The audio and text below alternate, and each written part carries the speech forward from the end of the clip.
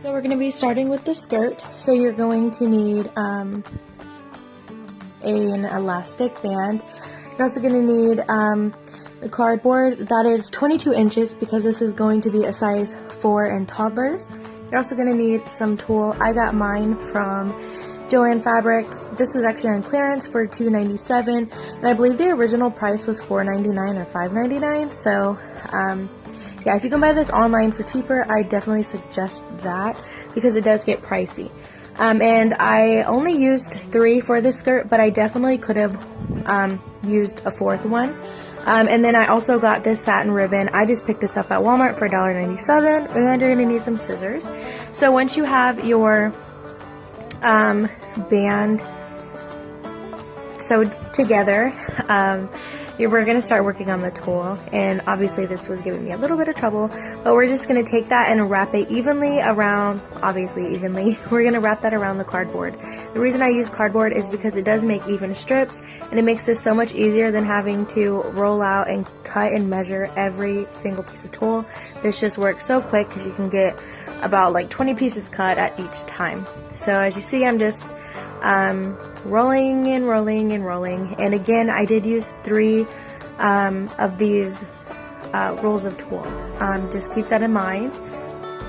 Now obviously if you're making a smaller skirt you would use less, so then you just cut under all of them.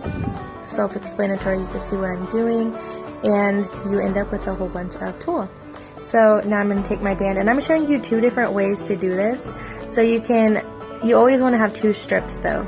So I have 2 connected here, and then I'm going to kind of do the folding method. Just watch and you'll understand what I'm saying. So this is how I used to do my tulle skirts, but they always ended up unraveling. So now I knot them, and it works so much easier, and it actually looks a lot better when the skirt is done. So yeah, I just do a knot. You can double knot it if you want, but 1 knot is fine, especially with the glittered tulle, because the glittered tulle is a little bit more coarse and rough, so it doesn't unravel how it does with the other method. So you could choose either way to do it. This is just the way I prefer to do it, and as you can see, it was easier for me to put the band around my leg, just to hold that secured. So yeah, I'm just gonna be tying some knots until the whole entire tutu is done.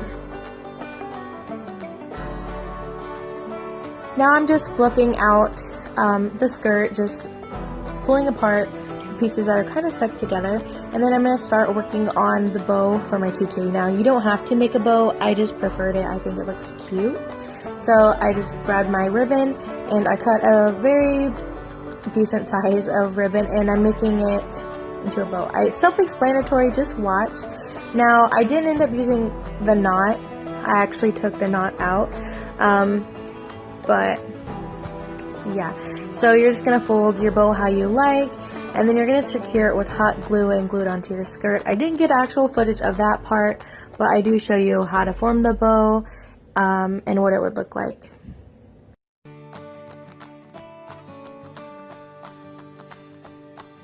But before you glue your bow, make sure that you like the size of the bow, and you don't need to make it smaller or bigger. I wanted a pretty decent sized bow, so I did make mine a little bit big, but it's up to preference.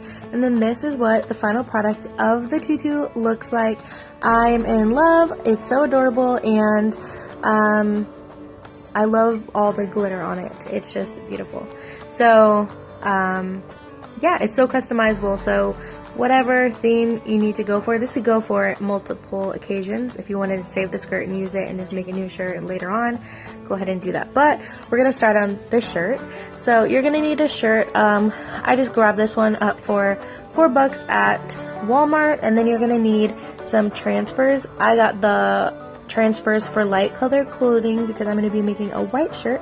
And you're going to need an iron, and you're also going to need a surface, so I just use a towel, and parchment paper is optional. Now you'll see why later. I wish I would have used the parchment paper. So you're going to just start off by creating your image, flipping it backwards, and printing it. So that's just what I'm doing here. And you are going to want to change the setting to glossy or photo paper.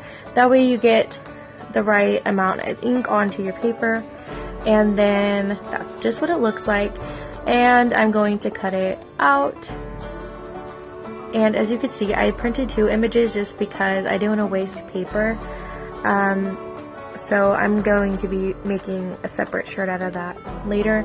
But for now, I'm just doing the unicorn one. So you're going to want to cut around. It does not have to be perfect by any means, but just cut it out roughly. And once you get it cut it out, lay it out how you want and make sure everything lines up and is good to go. So we're going to start by ironing the shirt. And again, it doesn't have to be perfect. It's wherever you're going to put your image, just make sure there's no wrinkles. But for me, my shirt is pretty wrinkled, so I went ahead and ironed the whole thing. And then, so what you're going to want to do is just place your image down on your shirt how you would like it.